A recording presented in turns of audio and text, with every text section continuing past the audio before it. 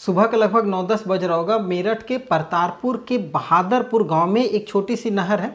उस नहर के पास कुछ लोग गाय भैंस वगैरह चरा रहे थे। उन्हीं में से एक व्यक्ति की नज़र नहर पर पड़ती है। जैसे ही नहर पर उसकी नज़र पड़ती है वो व्यक्ति डर जाता है। उसके डरने की वजह थी नहर में किसी व्यक्ति की लाश पड़ी हुई थी। वो जैसे ही लाश को देखता है आसपास के और लोगों को भी बताता है। धीरे धीरे लोगों की भीड़ उस नहर के पास में जमनी शुरू हो जाती है। उन्हीं भीड़ में से एक व्यक्ति पुलिस को सूचना दे देता है कि इस नहर में एक इंसान की लाश पड़ी हुई है। पुलिस की पूरी टीम अपने दल बल के साथ उस नहर पर पहुंचती है। नहर में से लाश को निकाला जाता है। लाश लगभग सड़ने की स्थिति में आ चुकी थी। लाश को निकाला जाता है। लाश एक सफ़ेद रंग के चद्दर में लिपटी हुई थी। जैसे ही पुलिस बाहर निकालती है, चद्दर को खोला जाता है तो अंदर जो लाश निकलती है वो लाश देख करके हर कोई चौंक जाता है। हर कोई अपने दांतों तले उंगली दबा लेता है, क्योंकि लाश की बहुत बेरहमी के साथ कत्ल की गई थी। उस लाश का धड़ तो था, लेकिन उसका जो सर है वो सर गायब था। अब बिना सर के लाश की पहचान करना काफ़ी मुश्किल हो रहा था। न तो लड़की के शरीर पर कुछ ऐसा निशान है, न कुछ ऐसी चीज़ें हैं जिससे पहचान की जा सके। अब पुलिस उस पूरी लड़की की शिनाख्त करती है, जांच पड़ताल करने की कोशिश करती है, पता कर रही होती है। इसी बीच पुलिस को जो लड़की की मृत्यु हुई थी वो सलवार पहनी हुई थी। उसके सलवार में एक छोटी सी पॉकेट थी। उस पॉकेट में पुलिस जांच पड़ताल के क्रम में पुलिस को 3 20-20 रुपए के नोट मिलते हैं। अब पुलिस के सामने वो इकलौता ऐसा सबूत था जिसके सहारे पुलिस असली कातिल तक पहुंच सकती थी, और पुलिस करती भी वैसा ही है। उन 20-20 नोटों के सहारे पुलिस असली कातिल तक महज 24 घंटे के अंदर पहुंच जाती है और इस पूरे हत्याकांड का खुलासा कर देती है। जब ये पुलिस इस पूरे हत्याकांड का खुलासा करती है तो हर कोई चौंक जाता है कि आखिर कैसे एक माँ ने अपनी ही बिटिया को अपने ही हाथों मौत की नींद सुलाया है। क्या है ये पूरी सच्ची घटना? आज इस कहानी के माध्यम से हम लोग जानने की कोशिश करेंगे। नमस्कार, मैं सत्या सिंह और आप देख रहे हैं द बुड़बक मंच। दरअसल आज की जो ये पूरी सच्ची घटना है, ये घटना है 5 जून 2025 को, जब पुलिस को सूचना मिलती है कि मेरठ के परतारपुर इलाके के बहादुरपुर गांव के नहर में एक लाश पड़ी हुई है। जब पुलिस उस लाश की जांच पड़ताल कर रही होती है, जांच पड़ताल में पुलिस को 3 20-20 रुपए के जब नोट मिलते हैं तो उन नोटों में पुलिस अच्छे से उस नोटों को एक दूसरे से अलग कर रही होती है। अलग करते ही 2 नोटों के बीच में एक छोटी सी सफ़ेद रंग की कागज़ की पर्ची पुलिस को दिखाई दी जाती है। जैसे ही पुलिस उस कागज़ की पर्ची को निकालती है, कागज़ लगभग गलने की स्थिति में था, लेकिन पुलिस फिर भी उसको धूप में सुखाती है। सुखाने के बाद उसमें 2 मोबाइल नंबर लिखा हुआ था।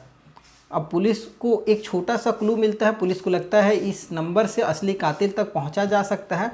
पुलिस उन 2 नंबरों में से पहले नंबर पर कॉल करती है, पूछती है, बताती है कि एक महिला की लाश मिली है, क्या आप उसे जानते हैं? सामने वाला व्यक्ति कहता है, नहीं, मैं ऐसे किसी चीज़ों को भी नहीं जानता, ना मैं ऐसे किसी महिला को जानता हूँ। कॉल उधर से काट दिया जाता है। अब पुलिस के सामने इकलौता बस दूसरा नंबर था। पुलिस दूसरे नंबर पर भी कॉल करती है। जब दूसरे नंबर पर कॉल करती है तो वो भी बताता है कि नहीं, मैं ऐसा कुछ भी नहीं जानता हूँ।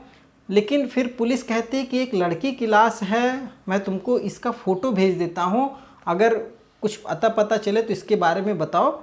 पुलिस उस दूसरे नंबर पर उसके व्हाट्सएप पर जैसे ही फ़ोटो भेजती है, वो लड़का तुरंत उस लड़की को पहचान जाता है। वो पहचानता है और कहता है, ये मेरी प्रेमिका तनिष्क है, जो कि मेरी 1 साल पुरानी प्रेमिका है, जिससे मैं बहुत प्यार करता हूँ और इससे मैं शादी करना चाहता हूँ। अब जैसे ही पुलिस को ये बात पता चलती है कि ये जो लड़की है ये तनिष्क है, और जो लड़का जिसने इस लड़की का शिनाख्त किया है उसका नाम है अमन, जो कि वो भी मेरठ का ही रहने वाला था। जब पुलिस उससे पूछती है कि आखिर ये लड़की है कौन, कहाँ की रहने वाली है, तो वो बताता है कि ये लड़की आस्था जो है वो मेरठ के दादरी गांव की रहने वाली है। दादरी गांव जो कि मेरठ से लगभग 38 से 39 किलोमीटर की दूरी पर है, वहाँ की रहने वाली है और ये मेरी प्रेमिका है। पुलिस तुरंत उस दादरी गाँव पहुँच जाती है। दादरी गांव पहुंचती है, सीधे आस्था के घर पर उस लड़की को लेकर के पहुंचती है। वहां से लड़का को हटा दिया जाता है। पुलिस केवल वहां पर मौजूद रहती है। आस्था के घर पर जाती है, उसकी डोरबेल को बजाती है। आस्था की मां राकेश देवी नीचे बाहर आती है। वो आकर के पूछती है, क्या बात है? पुलिस वाले कहते हैं कि एक लड़की की लाश मिली है, फ़ोटो दिखाया जाता है, लेकिन माँ जो थी वो पहचानने से साफ इनकार कर देती है। पुलिस को शक होता है। पुलिस को थोड़ा सा अजीब भी लगता है कि एक माँ जो अपने बच्चे को नहीं पहचान पा रही है, ऐसा नामुमकिन है। पुलिस लगभग कुछ देर और इंतज़ार करती है, लेकिन वो महिला हर बार पहचानने से इनकार कर देती थी।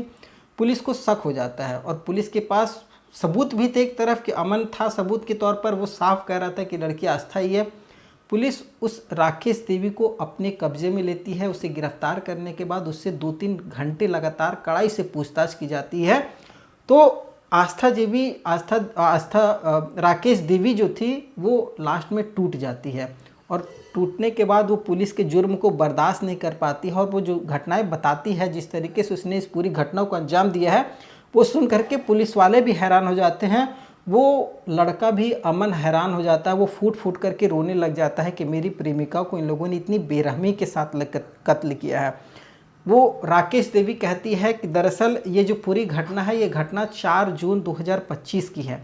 सुबह का लगभग 9 से 9:30 बज रहा था और आस्था की माँ राकेश देवी और आस्था का एक छोटा भाई जिसकी उम्र लगभग 14 साल है, ये तीनों घर पर मौजूद थे। इसी बीच आस्था और आस्था की जो माँ राकेश देवी है, इन दोनों के बीच में बातचीत चल रही थी घरेलू बातों को लेकर के, क्या है कैसे करना है। इसी बीच अचानक आस्था जो थी अपनी माँ से कहना शुरू कर देती है कि माँ देख, मेरी जितनी जल्दी हो सके शादी करवा दे और मैं अपने प्रेमी के साथ ही रहना चाहती हूँ और मैं शादी केवल अमन से करूँगा। तो ये बात जो थी आस्था की जो मम्मी है राकेश देवी, उनको थोड़ी सी बुरी लगती है। उन्हें ख़राब लगता है कि बेटी इस तरीके से बात कर रही है, कोई लाज लिहाज नहीं है, तो वो बेटी को डांट देती है। लेकिन आस्था जो थी वो जीत पर थी, माँ से झगड़ा करना शुरू कर देती है। और ये जो सारी चीज़ें थी, आस्था का जो छोटा भाई वो दूसरे कमरे में पढ़ाई कर रहा था, वो इन चीज़ों को सुनता है तो वो भी बाहर निकल करके आता है।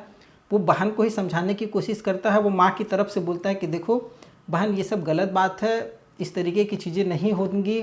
लेकिन आस्था जो थी वो उम्र में बड़ी थी, वो उन चीज़ों का फ़ायदा उठाती है और अमन को धड़ाधड़ पीट देती है। अमन बेचारा चुपचाप शांत हो जाता है, लेकिन उसकी जो माँ थी राकेश देवी, उनके ये बात बुरी लग जाती है कि आस्था एक तो गलत है और दूसरा गलत होते हुए मेरे सामने बच्चे को पीट रही है। वो आस्था को ही पीटती है।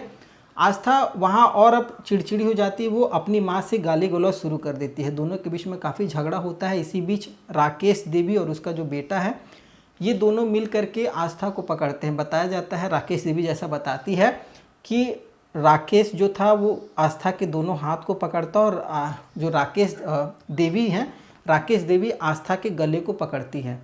लगभग ये लोग कुछ देर दबाते हैं कि आस्था इन चीज़ों से डर जाएगी। वो लोग कहते हैं कि हम तुम्हें मार देंगे, लेकिन वो इतनी गुस्सैल थी, वो इन लोगों की बातों में नहीं आती है और वो एक दबंग टाइप से थी। ये लोग गले दबाए रहते हैं, लेकिन इनको ये महसूस नहीं होता है कि जिसका ये गला दबाया है वो हो सकता है मर भी जाए, और होता भी वैसा है। लगभग 2 मिनट के बाद आस्था का जो शरीर था वो ठंडा पड़ना शुरू हो जाता है। आस्था मर चुकी थी। जब इन लोगों को एहसास होता है कि आस्था अब नहीं रही, तो ये लोग डर जाते हैं, एक दूसरे को बोलते हैं कि अब क्या होगा, अब तो मर गई है, अब हम लोगों को जेल जाना होगा। बेटा काफ़ी डर जाता है, लेकिन ये लोग फिर भी यहाँ हिम्मत नहीं हारते हैं। उसके बाद राकेश देवी अपने पति को फ़ोन लगाती है। पति जो कि बताया जा रहा है छत्तीसगढ़ में तैनात है, वहाँ पर उनको फ़ोन मिलाया जाता है। वो भी सिविल फोर्सेज में है, सीआरपीएफ में बताया जा रहा है। उनको फ़ोन मिलाया जाता है तो वो भी पूरी बात सुनते हैं। वो भी कहते हैं कि ये तुम लोगों ने क्या कर दिया, बहुत बड़ा जुर्म कर दिया है। अब उनके सामने भी असमंजस की स्थिति थी।